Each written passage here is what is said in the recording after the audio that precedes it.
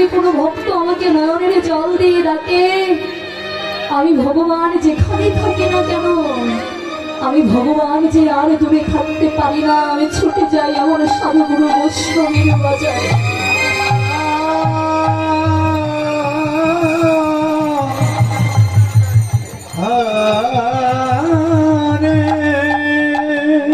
আমি ছুটে যাই এমন সাধুগুরু বৈষ্ণবের বাজারে।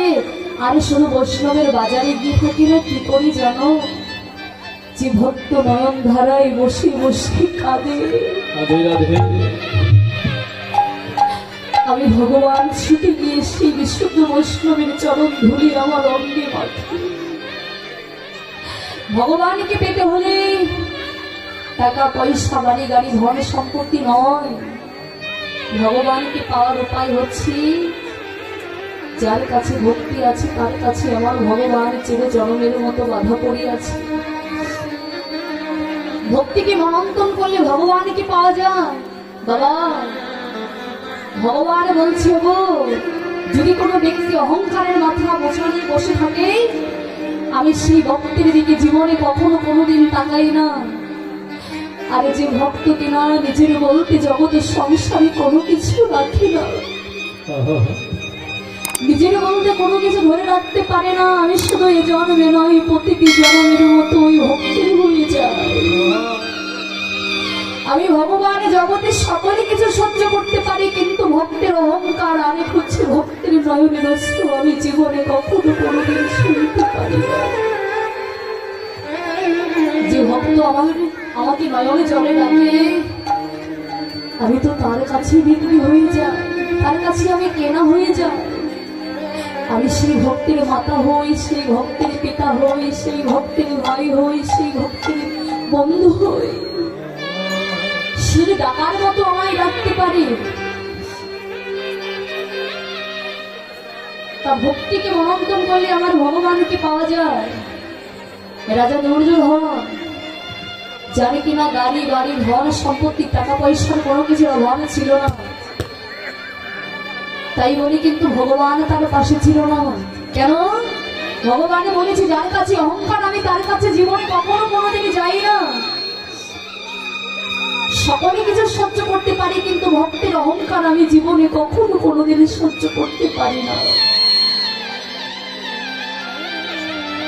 রাজা দুর্যোধন একদিন ভগবান শ্রীকৃষ্ণকে ডেকে ডেকে বলেছিল, কৃষ্ণ এই কুরুক্ষেত্রে যুদ্ধ করি কি লাভ? ভগবান শ্রীকৃষ্ণ দুর্যোধনকে ডেকে ডেকে বলেছিল, দুর্যোধন এই কুরুক্ষেত্রে যুদ্ধ করি কি লাভ? বলে কেন? বলে ওগো তুমি কি জানো না, এই যুদ্ধে কত মাতা তার সন্তানকে হারাবে, কত পিতা তার পুত্রকে হারাবে। তুমি যদি পারো এই যুদ্ধখানা না করে পঞ্চ পাণ্ডব পাঁচ ভাইয়ের নামে 5টি গ্রাম, ছোট ছোট 5টি গ্রাম লিখে দাও। দুর্যোধন অহংকারে মত্ত হয়ে বলছে, গো কি আছিস? এই কৃষ্ণকে এখনই দড়ি দিয়ে বাঁধ। মাগো কৃষ্ণকে যখনই দড়ি দিয়ে বাঁধতে গেলেন, দুর্যোধন সামনে তাকাই কৃষ্ণ, পিছনে তাকাই কৃষ্ণ, ডাইনে তাকাই কৃষ্ণ, বামে তাকাই কৃষ্ণ, সর্ব জায়গায় হচ্ছে শুধু কৃষ্ণ কৃষ্ণ।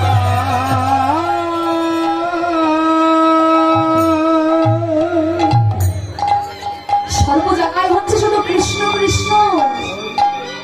ভগবান শ্রীকৃষ্ণ দুর্যোধনকে ডেকে ডেকে বলছে, দুর্যোধন কৃপাময় তোমাকে কৃপা করতে এসেছিল, কিন্তু তুমি তাকে চিনতে পারলে না।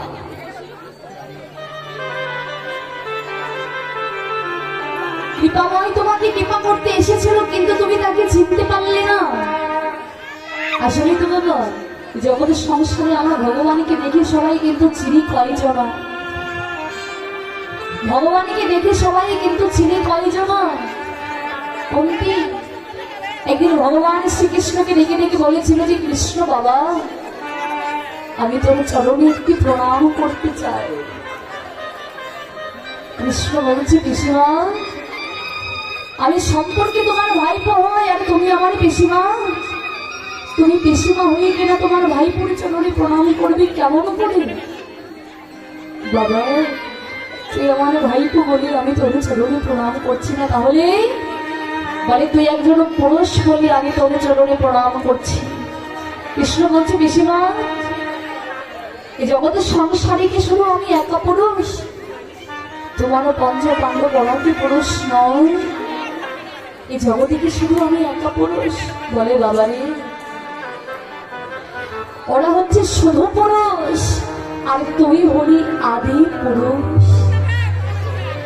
ওরা শুধু পুরুষ আর তুই হলি আদি পুরুষে কেন জানিস না? ঈশ্বর পরম কৃষ্ণ সচির আনন্দ বিগ্রহ না বিরাট শ্রী গোবিন্দ সর্বকাল।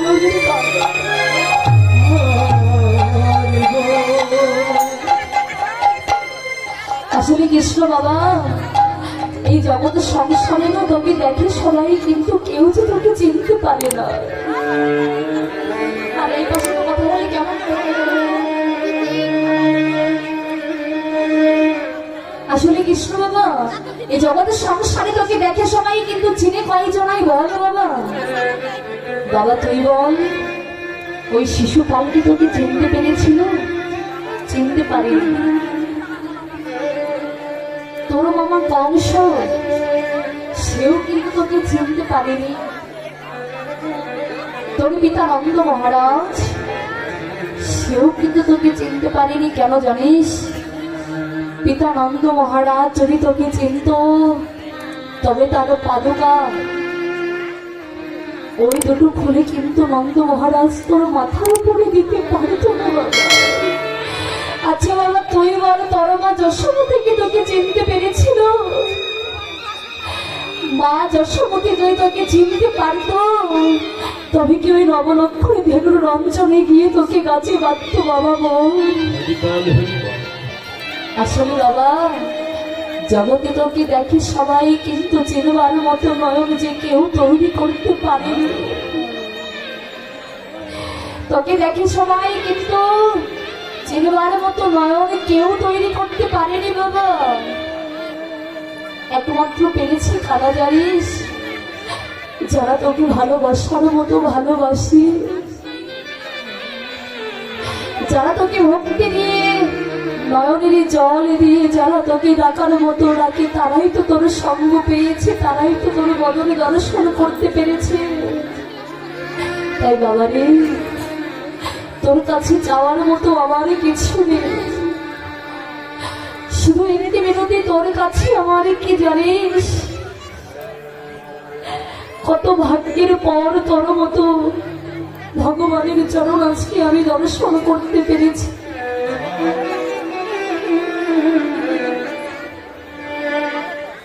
কত ভাগ্যের পর পেলাম তোর চরণ দর্শন করিতে, দর্শন করিতে। কোটি কোটি জনম সাধনা করে, সাধনা করে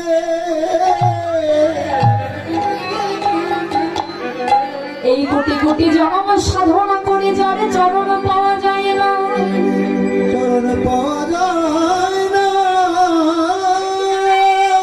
আজকে যখন তোর চরণ আমি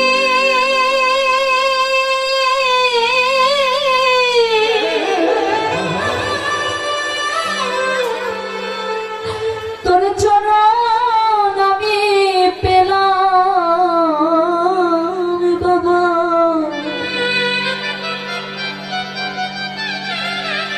কৃষ্ণ রে, তোর ওই চরণ ছাড়াই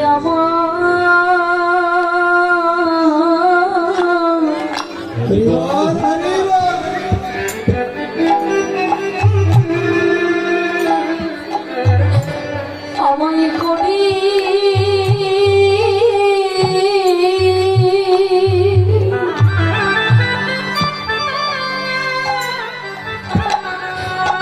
আমায় করিস না রে কৃষ্ণ রে।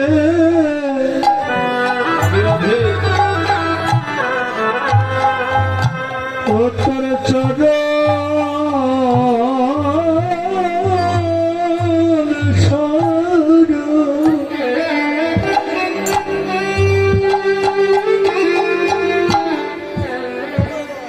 আমায় কোনদিন করে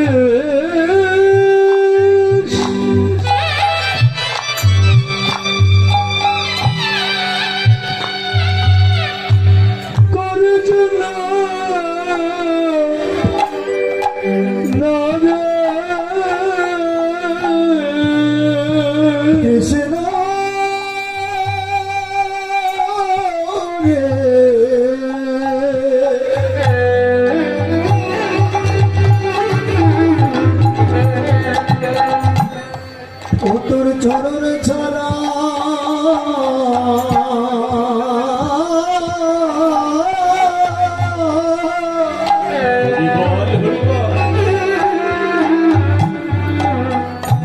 আমায় করে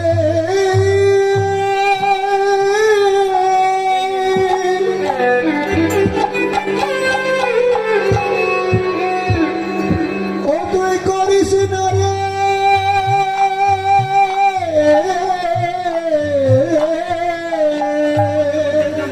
শুধু এ জন্মে না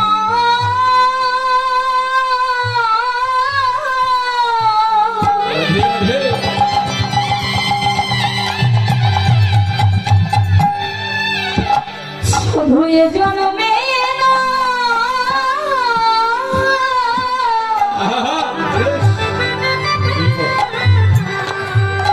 প্রতি জন্মে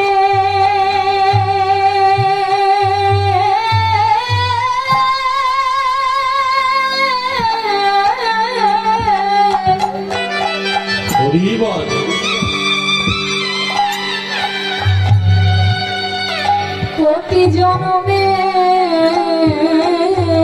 জন্মে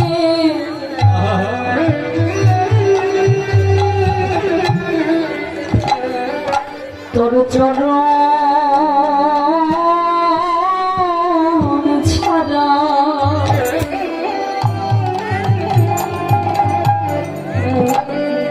তোর ওই চরণ ছাড়া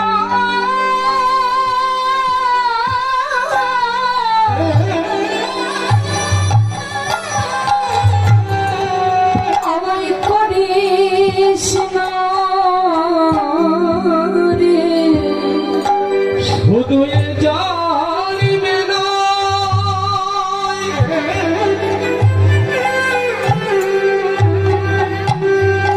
শুধু এ জন্মে নয় প্রতিটি জন্মে জন্মে তুই চরণ ছাড়াই আমায় ওই করি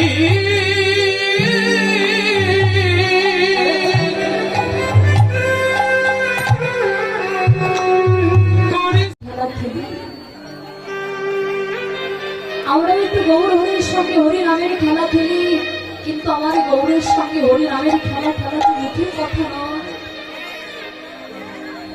যারা আমার গৌর হরির প্রেমের ভক্ত, আমার গৌর হরির প্রেমের ভক্ত যারা, তারা আমার গৌর হরির প্রেমের ভক্ত যারা, তারাই শুধু হরি নামের খেলাটা খেলতে পারে। আর এই হরি নামের খেলা খেলা মাত্রই তাদের নয়নের পথে কৃষ্ণ প্রেমের বাড়ি বিগলিত হয়ে যায়। কোন ভক্তের দিকে তাকালে নয়নের পথে কৃষ্ণ প্রেমের বাড়ি বিগলিত হয়ে যায়, মনে সাজ জাগে যে হরি নামের খেলা খেলবো। যে ভক্ত কিনা এমন সাধুগুরু বৈষ্ণবের বাজারে এসে শুধু নয়ন চলে বসে বসে কাঁদে, যে ভক্ত কিনা জায়গায় বসে থাকতে পারে না, শুধু ধুলার মাঝে যাই গলা ধরি, তুমি যদি পারো একবার শ্রীকৃষ্ণ বলা ভক্তির চরণ তোমার হৃদয় মন্দিরে চড়াই ধরো, দেখবে তোমার ভিতরেও কৃষ্ণ বলে কাদার লালসা জাগিবে, তোমার ভিতরেও এই হরি নামের খেলাটার লালসাটা আরো দ্বিগুণে বেড়ে যাবে। বাবা, এমন সাধুগুরু বৈষ্ণবের বাজারে সবাই তো ভক্ত না, ভক্ত সবাই ভক্ত না। কেউ আসে হরিনাম শ্রবণ করতে, কেউ আসে বিচার করতে, কে কি করলো এই বিচারটা কারা করে? কারা বললে যারা ভক্ত না, তারা শুধু বসে বসে সাধুগুরু বৈষ্ণবের বাজারে বসে বসে এই বিচারটা করে কে কি করলো না করলো। আর যারা আমার প্রকৃত বৈষ্ণব তারা কি করে জানো? এই কৃষ্ণ কথা হরি কথা শ্রবণ করা মাত্র এই ভক্তের বদলে খানা দর্শন করে ভক্তকে হৃদয় মন্দিরে চড়াই ধরি। ভক্তের চরণ ধরি তারা অঙ্গে মাখে। কেন? কত সাধনার পর পেয়েছি, ভক্তের বদলে দর্শন করতে পেরেছি।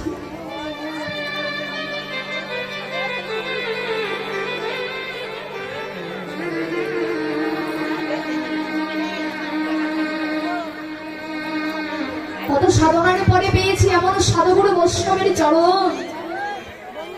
আমি যদি ভক্তের চরণ ধরে না কাঁদতে পারি, তবে আমার ভিতরে কেমন করে প্রেমের উদয় হবে, ভক্তির উদয় হবে বলো?